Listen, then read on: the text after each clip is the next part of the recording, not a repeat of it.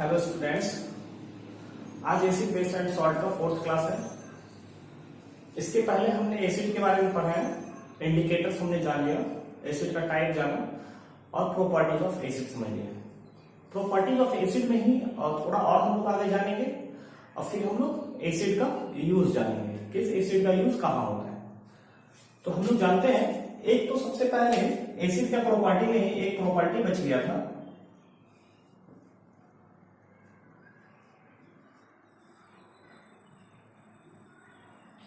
Corrosive property.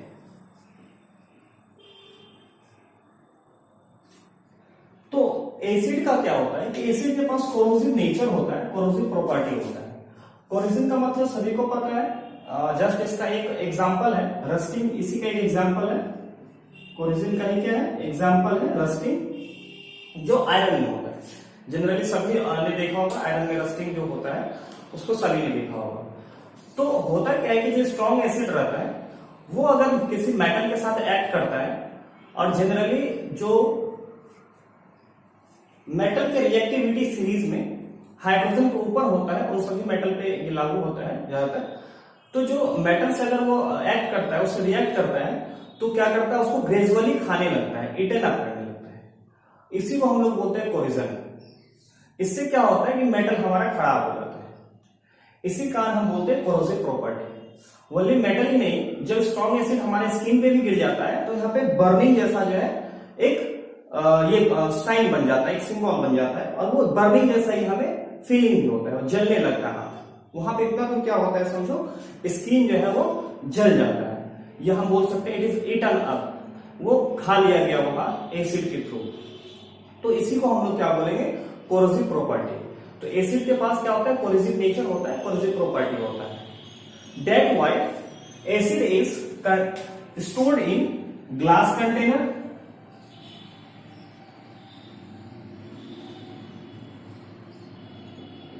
Acid को जब भी स्टोर किया जाता है, किसमें किया जाता है, ग्लास कंटेनर में किया जाता है, या सिरामिक्स।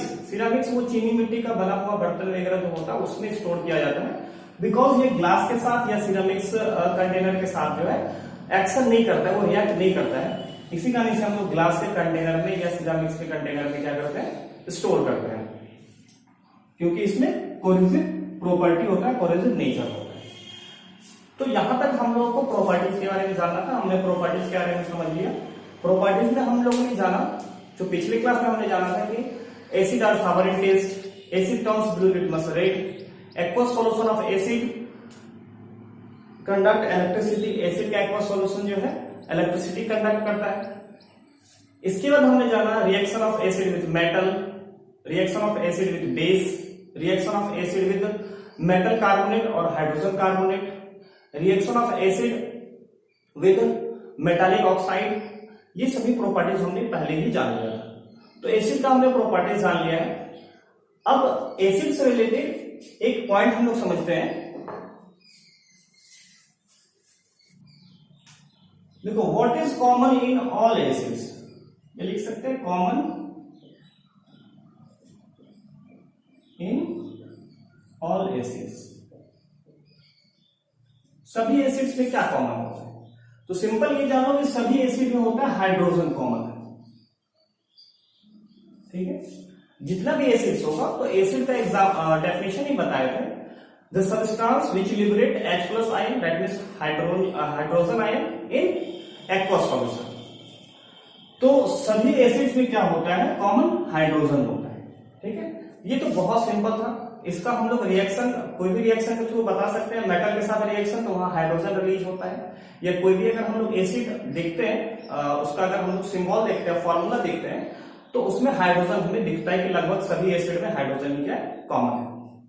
अब यहाँ पे ये क्वेश्चन आ जाता है कि जितना भी सब्सटेंस है, हाइड्रोजन कंटेनिंग सब्सटेंस है, वो सारा का सारा एसिड है। दैट मीन्स अगर सब्सटेंस हम ले लें HCl, अगर सब्सटेंस ले लें H2SO4, ठीक है, ये तो सभी को पता है एसिड है, क्योंकि पढ़ चुका है सभी। और अभी बताएं कि सभी एसिड में क्या कॉमन होता है, हाइड्रोजन कॉमन होता है। अब अगर हम लिख दें C6H12O6, ये क्या है, ग्लूकोज,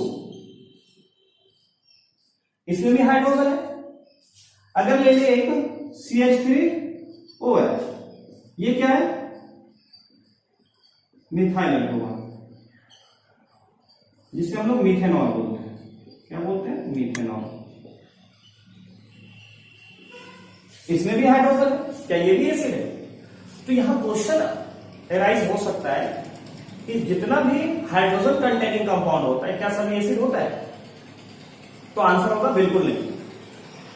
तो इस चीज को हम लोग समझते हैं कि कैसे हम बताएंगे कि जितना भी हाइड्रोजन कंटेनिंग कंपाउंड है वो सभी के सभी एसिड नहीं होगा।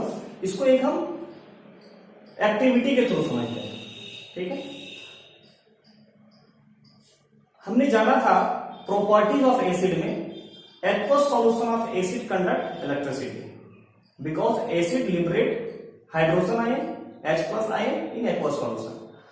तो आयंस के थ्रू यहां इलेक्ट्रिसिटी कंडक्ट होता है। इसी तरह का एक्टिविटी करके दिखाएंगे कि जितना भी एसिड होता है वो इलेक्ट्रिसिटी कंडक्ट करेगा, लेकिन एसिड के अलावा अदर देन एसिड जितना भी हाइड्रोजन कंटेनिंग कंपाउंड होगा वो एसिड नहीं होगा, ठीक है। That means all the hydrogen containing compounds are not acid. इस चीज को हमें समझना है एक्टिविटी के थ्रू। तो हम जानते हैं all the compounds containing hydrogen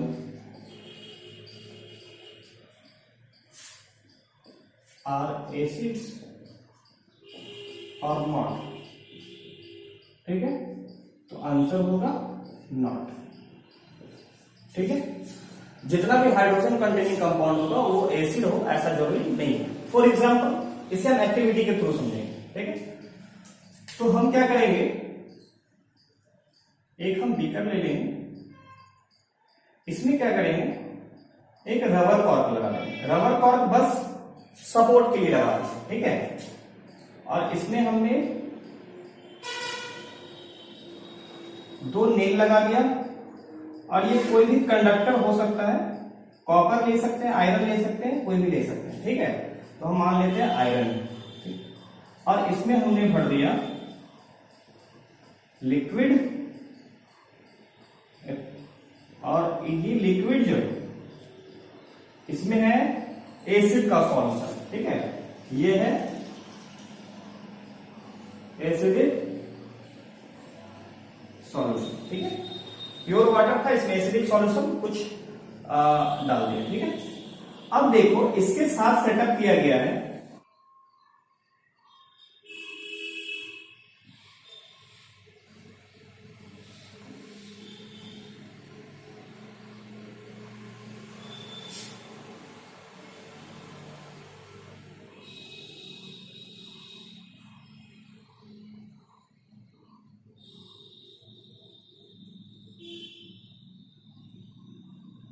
यहां पे है स्विच, ठीक है। और यहां से वायर ला करके इसमें कनेक्ट कर दिए, और यहां से वायर ला करके इसमें कनेक्ट कर दिए, ठीक है। तो देखो ये बैटरी है, ये पॉजिटिव टर्मिनल, ये निगेटिव टर्मिनल है, और ये स्विच है, और यहां से बैटरी ला करके इसमें कनेक्ट कर दिए। जब तक इसमें एसिडिक सॉल्यूशन मिक्स नहीं रहेगा तब तक ये बल्ब ग्लो नहीं करेगा। जैसे एसिडिक सॉल्यूशन मिक्स होगा ये बल्ब क्या हो गया, ग्लो करने लगे, ठीक है। क्यों ग्लो किया, क्योंकि इससे इलेक्ट्रिसिटी पास हो गया, क्योंकि यहां से इलेक्ट्रिसिटी आएगा और एसिडिक सॉल्यूशन होने के कारण H+ आयन लिबरेट होगा और उस आयन के थ्रू जो है इलेक्ट्रिसिटी कंडक्ट हो जाएगा, ठीक है।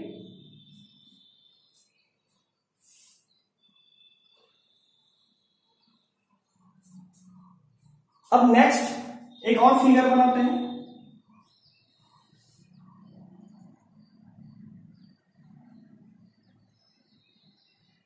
सेटअप सेम टाइप का रहेगा,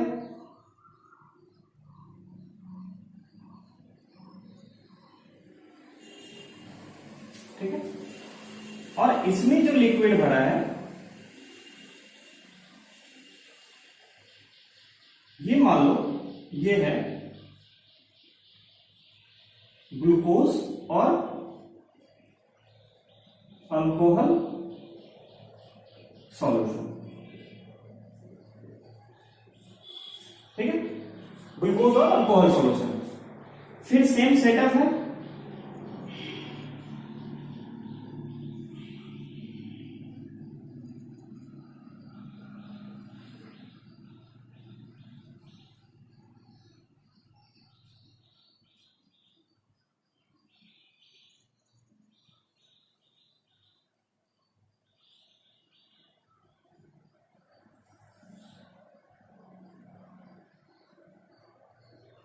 यहाँ स्विच है, यहाँ बल्ब है, ठीक है, ये बल्ब है। अब देखो यहां पे जब ये सॉल्यूशन लिया जाएगा, ग्लूकोज का या अल्कोहल का सॉल्यूशन लिया जाएगा, तो ये बल्ब ग्लो नहीं करेगा, विल नॉट ग्लो। ग्लो नहीं किया दैट मीन्स ये इलेक्ट्रिसिटी कंडक्ट नहीं कर रहा है। और इलेक्ट्रिसिटी कंडक्ट नहीं कर रहा है इसका मतलब ये हुआ कि एक्वस सॉल्यूशन में ग्लूकोज या अल्कोहल जो है H प्लस आयन लिबरेट नहीं कर रहा है। और जब H प्लस आयन लिबरेट नहीं हो रहा है वाटर में, तो ये एसिड नहीं है। That means we can say glucose and alcohol do not liberate H plus ion in aqueous solution, so that glucose and alcohol are not acid. That means we can say all the hydrogen containing compounds are not acid. But here if we use HCl solution, ठीक है, तो HCl में यहाँ पे क्या होगा, here electricity is conducted due to HCl solution, that means HCl is acid. That means we can say HCl liberate H plus ion in aqueous solution. तो अगर हमें कोई एक्टिविटी परफॉर्म करना होगा ये शो करने के लिए कि all the compounds containing hydrogen are not acid, तो हम यही एक्टिविटी परफॉर्म करके दिखाएंगे। तो हमने यहां पे जान लिया कि all the hydrogen containing compounds are not acid. इसके बाद एक पॉइंट आता है कि acid will not show acidic behaviour without water या in the absence of water. इस कॉन्सेप्ट को हमने पहले ही समझ लिया है और इसका एग्जांपल भी दिया गया था कि एसिड अगर हम ड्राई लेते हैं और ड्राई लिटमस पेपर से अगर उसको पास किया जाता है, अगर ड्राई HCl गैस को ड्राई लिटमस पेपर से पास किया जाएगा तो उसका कलर में चेंजिंग नहीं होगा। वही अगर वेट लिटमस पेपर ले या अगर एक्वस सॉल्यूशन ले हम एसिड का, तो वहां पे वो क्या करेगा, ब्लू लिटमस को रेड में कन्वर्ट कर देगा। तो इसको हमने पिछले क्लास में ही जान लिया है। अब हम लोग को जानना है यूजेज ऑफ एसिड, एसिड का यूज कहां कहां होता है। अब हम लोग यूजेज ऑफ एसिड समझते हैं कि किस एसिड का यूज कहां कहां होता है। तो यहां पे ध्यान दो, यहां पे पहले से लिख रखे हैं सबसे पहले नाइट्रिक एसिड HNO3, इसका यूज हम लोग कहां कहां करते हैं। It is used in manufacturing of artificial silk. Artificial silk जो तैयार किया जाता है इंडस्ट्री में, उसमें HNO3 का यूज होता है, नाइट्रिक एसिड का यूज होता है, डाई दैट मीन्स जो कलर एजेंट होता है वो हो गया, ड्रग्स हो गया, ड्रग्स दैट मीन्स जिसको लोग मेडिसिन के फॉर्म में बोलते हैं तो वहां पे यूज होता है, परफ्यूम्स के फॉर्मेशन में होता है, फर्टिलाइजर्स बहुत सारा खाद बनता है वहां पे यूज होता है। तो एक्सप्लोजिव्स, अगला क्या है, एक्सप्लोजिव्स के फॉर्मेशन में मैन्युफैक्चरिंग में यूज होता है, जिसको हम हिंदी में विस्फोटक बोलते हैं, उसका होता है। इसके बाद होता है सिल्वर और गोल्ड, इसका जो प्यूरिफिकेशन होता है वहां पे भी नाइट्रिक एसिड का यूज होता है। सिल्वर और गोल्ड जो ओर से ऑब्टेन किया जाता है, सिल्वर एंड गोल्ड मेटल, तो वहां उसको प्यूरिफाई करने के लिए जिस एसिड का यूज होता है वो मेरा है नाइट्रिक एसिड। ठीक है, तो नाइट्रिक एसिड का यूज को हम लोग जाने। अब हम लोग जानते हैं HCl, जिसे हम लोग बोलते हैं हाइड्रोक्लोरिक एसिड।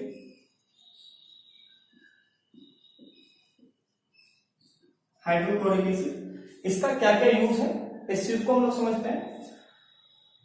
क्लोरीन या क्लोराइड, क्लोरीन के फॉर्मेशन के लिए या क्लोराइड आयन जो होता है उसके फॉर्मेशन के लिए यूज होता है क्लोरीन का। इसके बाद ये टेक्सटाइल इंडस्ट्री में, डाइंग इंडस्ट्री, डाई मतलब यही डाई का जो फॉर्मेशन होता है, कलर एजेंट का जो फॉर्मेशन होता है वहां यूज होता है। टैनिंग इंडस्ट्रीज में यूज होता है। टैनिंग इंडस्ट्री, टैनिंग क्या होता है, जो लेदर ट्रीटमेंट का एक प्रोसेस है। एनिमल का जो स्किन हम लोग लेते हैं, हम लोग नहीं, जहां इंडस्ट्री होता है वहां पे स्किन लाया जाता है और उससे लेदर तैयार किया जाता है। उसमें बहुत सारा डिफरेंट टाइप का स्मेल होता है, उसको उससे हटाया जाता है। तो एक प्रोसेस होता है जिससे उस स्किन से लेदर तैयार करना है, उसी प्रोसेस को हम लोग टैनिंग बोलते हैं। तो टैनिंग में यूज होता है। इसके बाद प्रोड्यूसिंग पीवीसी। पीवीसी एक कॉमन टाइप ऑफ प्लास्टिक है, प्लास्टिक जो हम लोग जनरली बहुत सारा यूज करते हैं, तो कॉमनली पीवीसी यूज होता है, जिसका फुल फॉर्म क्या है, polyvinyl chloride. Hydrolysis of protein. ये प्रोटीन का हाइड्रोलाइसिस कहां होता है, स्टमक में। सभी ने पढ़ा होगा या पता होगा सभी को, बायो में भी पता होगा कि स्टमक में क्या होता है, HCl होता है, हाइड्रोक्लोरिक एसिड होता है, और ये प्रोटीन के हाइड्रोलाइसिस में हेल्प करता है। तो ये यूज हो गया HCl का। अगला हम जानते हैं H2SO4, जिसे हम लोग सल्फ्यूरिक एसिड बोलते हैं।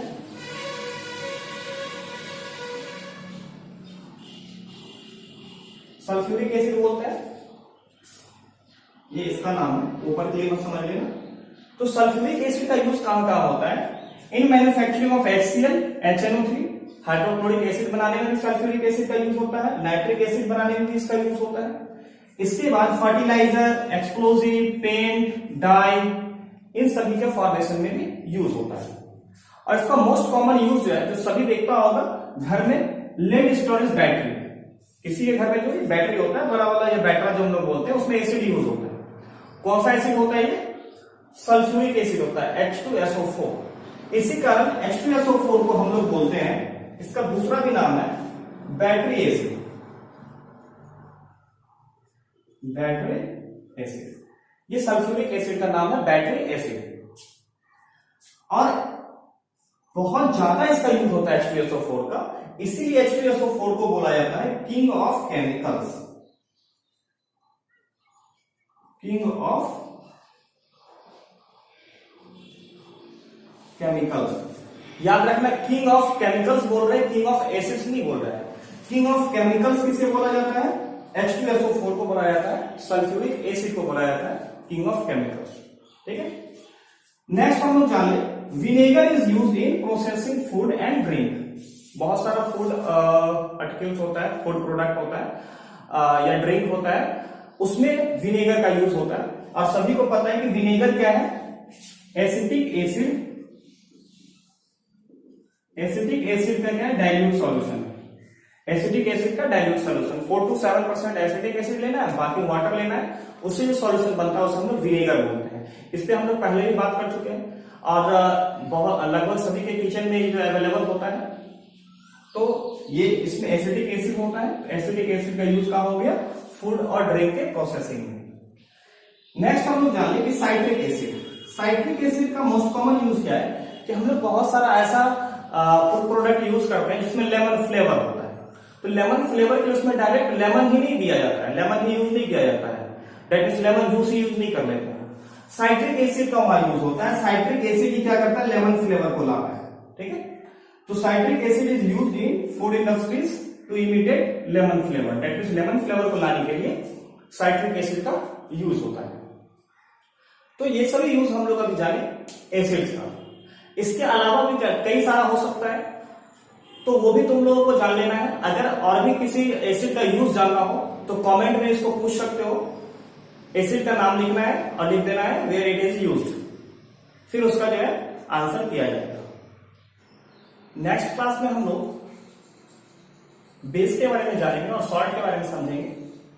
आज के क्लास को यहीं एंड करते हैं, और इसके साथ बता दें, अब सभी को पता होगा कि आज से लॉकडाउन 4.0 लागू हो चुका है, और इसमें बहुत सारा कॉमर्शियल एक्टिविटीज को जो है छूट दिया गया है, जिसके कारण रोड पे व्हीकल्स का जो है आना जाना बढ़ गया है, और उसका असर दिख भी रहा होगा, सुन भी रहा होगा, सभी को पता चल रहा होगा। इसलिए थोड़ा सा ऑडियो में external sound, that means vehicles का साउंड का थोड़ा प्रॉब्लम रहेगा, क्योंकि रोड के बगल में पड़ता है क्लास।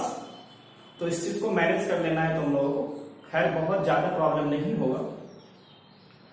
तो लॉकडाउन 4 को 31 मई तक बढ़ाया गया है, और जिस तरह की स्थिति है संभवतः आगे भी स्कूल कॉलेज ना खुले, तो लॉकडाउन में बैठे रहने का ये मतलब नहीं कि हम लोग कुछ ना करें। लॉकडाउन हम ही लोगों के लिए लगाया गया है, हम ही लोग की लाइफ के लिए लगाया गया है, और बचने का भी, इस कोरोना वायरस से बचने का भी ओनली वन तरीका है हम लोग के पास, सोशल डिस्टेंसिंग। और मैं इस वीडियो में ये भी बताना चाहूंगा कि सभी को इस सोशल डिस्टेंसिंग का पालन करना है, तब तक करना है जब तक कोरोना पूरी तरह से खत्म ना हो जाए। जो भी गाइडलाइंस दिया जाता है उस गाइडलाइंस का फॉलो करना है। अपने हाथों को बार बार धोना है, साबुन से धोना है या किसी भी alcoholic substance that means hand sanitiser जो होता है उससे साफ करना है और रेगुलरली करना है। अगर हम खुद को बचा पाएंगे तभी हम आगे अपने एजुकेशन को जारी रख पाएंगे। और ये जो लॉकडाउन में इतना ज्यादा टाइम जो मिल रहा है, जो स्कूल नहीं जाने से जो टाइम बच रहा है, उस टाइम को वेस्ट नहीं करना है, क्योंकि टाइम वेस्ट करने से जो नॉलेज होगा वो जितना आना चाहिए वो नहीं आ पाएगा। इसका मिसयूज ना करके यूज करना है। और यूज इसी तरीके से हो सकता है कि हम जितना ज्यादा से ज्यादा सेल्फ एजुकेशन ले सके, दैट मीन्स खुद से वीडियो देख करके या कुछ नोट्स देख करके या बुक्स पढ़ करके ज्यादा से ज्यादा हम गेन कर ले नॉलेज, तो आगे जाकर के हेल्पफुल होगा। क्योंकि आगे जाकर के टाइम भी कम मिलेगा, कम टाइम में सिलेबस कंप्लीट करना ऑलरेडी बहुत ज्यादा दिक्कत होगा स्टूडेंट्स के लिए। तो इस लॉकडाउन का जो है सही से जो है यूज करना है और लॉकडाउन के पीरियड तक जितना सिलेबस हो जाना चाहिए, मेरा यही कोशिश रहेगा उतना तक खत्म कर दे। और तुम लोग भी यही कोशिश करो कि बाकी सब्जेक्ट्स को भी वहां तक खत्म कर दिया जाए। आज की क्लास को यही एंड करते हैं। Thank you. और अगर वीडियो अच्छा लग रहा है तो वीडियो को लाइक करो, जिसने सब्सक्राइब नहीं किया है सब्सक्राइब करो और इसको शेयर करो ताकि दूसरे तक भी पहुंचे, दूसरे भी इसको देख करके इसका जो है बेनिफिट ले सके। हो सकता है बहुत सारे स्टूडेंट्स के पास तक नहीं पहुंच पा रहा होगा वीडियो, इसलिए वो नहीं पढ़ पा रहा होगा, तो ये पहुंच जाएगा तो उसको कुछ ना कुछ हेल्प मिल जाएगा। चाहे फेसबुक के मीडियम से या किसी दूसरे भी सोशल साइट के मीडियम से शेयर कर सकते हो और अपने फ्रेंड्स को बेनिफिट पहुंचा सकते हो। कि जब भी वीडियो को देखो तो पूरा देखो और कंसंट्रेशन के साथ देखो, और अगर एक बार समझ में ना आए तो रिवाइंड करके देखो, लेकिन उसको पूरी तरीके से समझ लेना है। ये नहीं कि 5 मिनट 10 मिनट देख ली और हो गया, ऐसा करने से कुछ नहीं मिलेगा, वो भी 5-10 मिनट वेस्ट ही जाएगा। तो पूरे तरीके से वीडियो को देखो, दोबारा देखो तो कंप्लीट समझ में आएगा और फिर सारा क्वेश्चन आंसर भी होगा।